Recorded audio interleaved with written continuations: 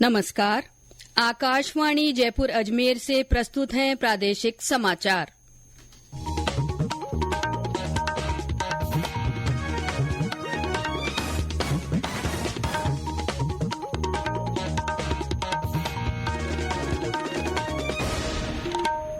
मुख्य समाचार।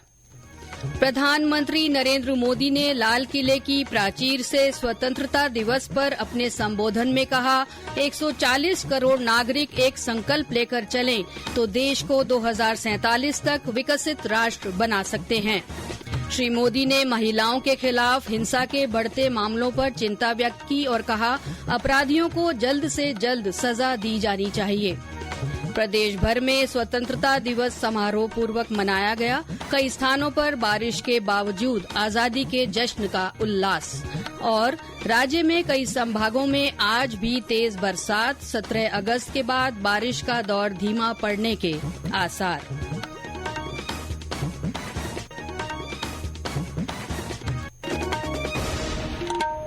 समाचारों के साथ मैं अल्पना राठौड़ और अब समाचार विस्तार से।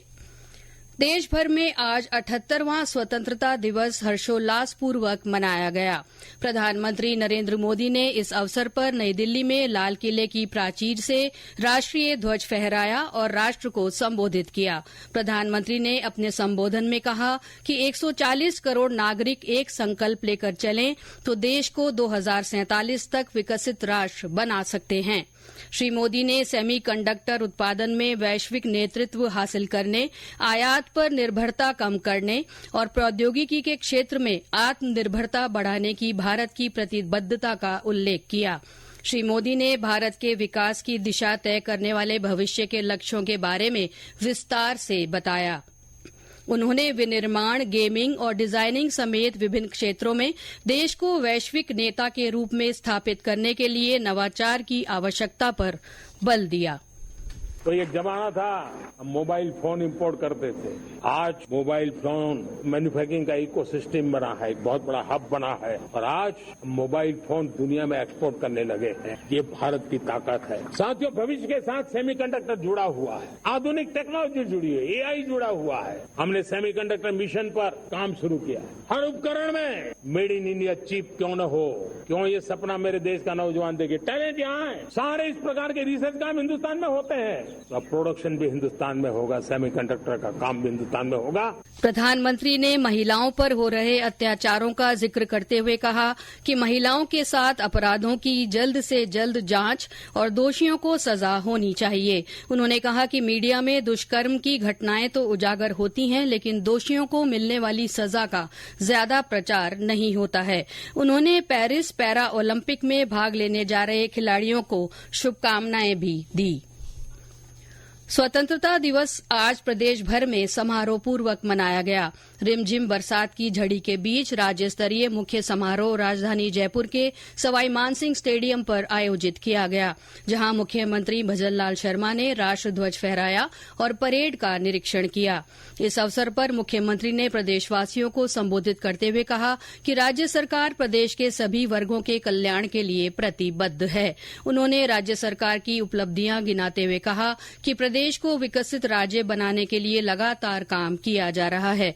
श्री शर्मा ने हर नागरिक से प्रदेश की विकास यात्रा में सहभागी बनने का आह्वान किया। उन्होंने कहा कि सभी मिलकर राजस्थान को प्रगति की नई ऊंचाइयों पर ले जाने के लिए काम करें। हमने विभिन्न योजनाएं, नीतियां और विकास कार्य के माध्यम से प्रदेश के हर क्षेत्र में समृद्धि लाने का संकल्प लिया है। हमारा उद्देश्य है कि राजस्थान के हर नागरिक को विकास की इस यात्रा में सहभागी बनने का अवसर मिले। आज इस स्वतंत्रता दिवस के अवसर पर आइए हम सब मिलकर यह संकल्प लें कि हम अपने प्रदेश को एक ऐसे भविष्य की ओर ले जाएं जहां हर व्यक्ति को शिक्षा, स्वास्थ्य, रोजगार और सुरक्षा का अधिकार मिले। इस दौरान विभिन्न क्षेत्रों में उत्कृष्ट और सराहनीय सेवाएं देने वाली हस्तियों को भी पुरस्कृत किया गया। समारोह में मुख्यमंत्री ने राज्य की 2 महिला पुलिस अधिकारियों को राष्ट्रपति पुलिस पदक से सम्मानित किया। इनमें अतिरिक्त महानिदेशक स्मिता श्रीवास्तव और विनीता ठाकुर शामिल हैं। इसके अलावा श्री शर्मा ने जोधपुर के जिला कलेक्टर गौरव अग्रवाल सहित उत्कृष्ट कार्य करने वाले 9 अधिकारियों और कार्मिकों को योग्यता प्रमाण पत्र से सम्मानित किया। इस अवसर पर विभिन्न सांस्कृतिक प्रस्तुतियां दी गईं। समारोह में प्रशासनिक और पुलिस अधिकारी तथा आमजन मौजूद रहे। इससे पहले मुख्यमंत्री ने अमर जवान ज्योति पर पुष्प चक्र अर्पित कर शहीदों को श्रद्धांजलि दी। श्री शर्मा ने अपने आवास, बड़ी चौपड़ और सचिवालय में भी ध्वजारोहण किया। आजादी की सालगिरह का जश्न प्रदेश के सभी जिलों और संभागों में भी हर्ष उल्लास के साथ मनाया गया। राज्यपाल हरिभाऊ किशनराव बागड़े ने राजभवन में तिरंगा फहराया। इस अवसर पर उन्होंने युद्ध स्मारक के रूप में टैंक T-55 का लोकार्पण किया। उप मुख्यमंत्री दिया कुमारी ने दौसा में तथा उप मुख्यमंत्री डॉ प्रेमचंद बैरवा ने दूदू में राष्ट्रध्वज फहराया। अलवर में वन और पर्यावरण मंत्री संजय शर्मा, सिरोही में पंचायती राज और ग्रामीण विकास राज्य मंत्री ओटाराम देवासी, बीकानेर में खाद्य तथा नागरिक आपूर्ति मंत्री सुमित गोदारा, टोंक में जलदाय और भूजल मंत्री कन्हैया लाल चौधरी और भीलवाड़ा में राजस्व राज्य मंत्री वीरेंद्र सिंह ने ध्वजारोहण किया। वहीं पाली में देवस्थान मंत्री जोराराम, फलौदी में चिकित्सा और स्वास्थ्य मंत्री गजेंद्र सिंह खींवसर, भरतपुर में उद्योग और खेल मामलात मंत्री कर्नल राज्यवर्धन सिंह राठौड़ तथा जोधपुर में विधि और संसदीय कार्य मंत्री जोगाराम पटेल, सवाईमाधोपुर में कृषि मंत्री किरोड़ी लाल मीणा ने तिरंगा फहराया। सीकर में तेज बारिश के बावजूद स्वतंत्रता दिवस समारोह का उल्लास बरकरार रहा। सांस्कृतिक कार्यक्रम प्रस्तुत कर रहे स्कूली बच्चों में खासा उत्साह नजर आया। और ब्यौरा हमारे संवाददाता से। सीकर में भारी बारिश के बावजूद 78वां स्वतंत्रता दिवस पूरे उत्साह, उमंग और देशभक्ति से ओतप्रोत होकर मनाया गया।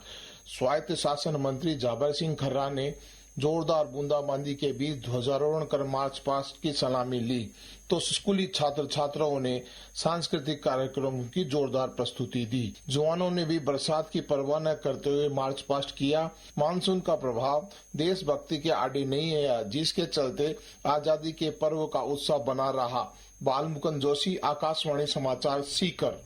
ये समाचार आकाशवाणी जयपुर अजमेर से प्रसारित किए जा रहे हैं।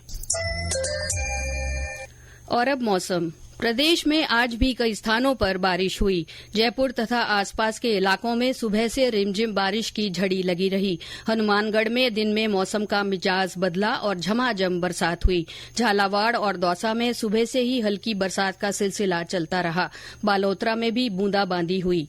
बीकानेर, करौली में दोपहर बाद बारिश हुई। जोधपुर और आसपास के क्षेत्रों में बारिश के चलते मौसम सुहावना बना हुआ है। बारां में रुक रुक कर बरसात से जनजीवन प्रभावित हुआ है। जिले के अंता विधानसभा क्षेत्र के बैंगना और हापा हेड़ी गांव में स्वतंत्रता दिवस मनाने गए स्कूल बच्चे स्कूल में ही फंस गए, जिन्हें ग्रामीणों ने ट्रैक्टर के जरिए बाहर निकाला। सीकर में आज जिला कलेक्टर कमर उल जमान चौधरी ने जल भराव वाले इलाकों का दौरा किया और अधिकारियों को आवश्यक दिशा निर्देश दिए। अजमेर से हमारी संवाददाता ने बताया कि वहां तेज बारिश के कारण निचले इलाकों में पानी भर गया है और प्रशासन ने लोगों को राहत पहुंचाने का भरसक प्रयास जारी कर रखा है। प्रदेश के अधिकांश बांधों और जल स्रोतों में पानी की आवक बनी हुई है। करौली के पांचना बांध से गंभीर नदी में आ रहे पानी से भरतपुर के बयाना स्थित समोगर पुल पर चादर चल रही है। प्रशासन द्वारा नदी के आसपास के गांवों को सतर्कता बरतने को कहा गया है। वहीं पांचना बांध का पानी केवलादेव नेशनल पार्क में पहुंचने से झीलों में पानी की अच्छी आवक हुई है। हमारे टोंक संवाददाता ने बताया कि बीसलपुर बांध में जल स्तर 312.81 RL मीटर दर्ज किया गया है। करौली के बीरबलकापुरा में तलाई में डूबने से 2 बच्चों की मृत्यु हो गई। जयपुर में आज हथिनी कुंड में डूबने से नहरिका नाका निवासी एक युवक की भी मृत्यु हो गई। आधा घंटे चले रेस्क्यू ऑपरेशन के बाद युवक के शव को बाहर निकाला गया। युवक अपने दोस्तों के साथ घूमने आया था। मौसम केंद्र जयपुर के अनुसार राज्य में बीते 24 घंटों में कई स्थानों पर भारी से अति भारी वर्षा दर्ज की गई। जयपुर में सर्वाधिक 15 सेंटीमीटर वर्षा मापी गई। मौसम विभाग ने आज अजमेर, भीलवाड़ा, बूंदी, जयपुर, टोंक, नागौर और पाली में भारी वर्षा का ऑरेंज अलर्ट जारी किया है। वहीं कई अन्य जिलों में भी भारी वर्षा की चेतावनी दी है। केंद्र के निदेशक राधेश्याम शर्मा ने बताया कि 17 अगस्त के बाद बारिश का दौर धीमा पड़ने की उम्मीद है। 17 अगस्त से भारी बारिश की गतिविधियों में कमी होगी, क्योंकि अभी जो साइक्लोनिक सर्कुलेशन बना हुआ है इसके अगले 48 घंटों में धीरे धीरे पश्चिमी राजस्थान की तरफ आगे बढ़ने और कमजोर होने की प्रबल संभावना है। तो इसी के असर से 17-18 अगस्त से आप देखेंगे कि जो बारिश का जो दौर पिछले कई दिनों से चल रहा है इसमें तेजी से कमी आएगी, आसमान भी साफ होना लगेगा और जो बारिश की गतिविधियां हैं उसमें काफी गिरावट आएंगी। खैरथल तिजारा के मुंडावर गांव के पास दरबारपुर में एक बाघ ने 5 युवकों पर हमला कर दिया। इनमें से 3 गंभीर घायलों को अलवर रेफर किया गया है। एक का इलाज मुंडावर में चल रहा है। वन और पर्यावरण मंत्री संजय शर्मा ने अस्पताल में पहुंचकर घायलों की कुशलक्षेम पूछी। उन्होंने वन विभाग के अधिकारियों को आवश्यक दिशा निर्देश दिए। विभाग के अधिकारियों ने ग्रामीणों को सतर्क रहने को कहा है। विभाग के अनुसार ये बाघ ST 2303 है जो सरिस्का टाइगर रिजर्व से निकलकर इस क्षेत्र में पहुंचा है। ये बाघ 7 महीने पहले भी रेवाड़ी होते हुए हरियाणा पहुंचा था। हज यात्रा 2025 के ऑनलाइन आवेदन पत्र भरने के लिए जयपुर के हज हाउस में ई सुविधा केंद्र बनाया गया है। राजस्थान स्टेट हज कमेटी के अधिशासी अधिकारी डॉक्टर महमूद अली खान ने बताया कि आवेदन पत्र भरने और उनकी जांच के बाद हज हाउस में कवर नंबर जारी किया जाएगा।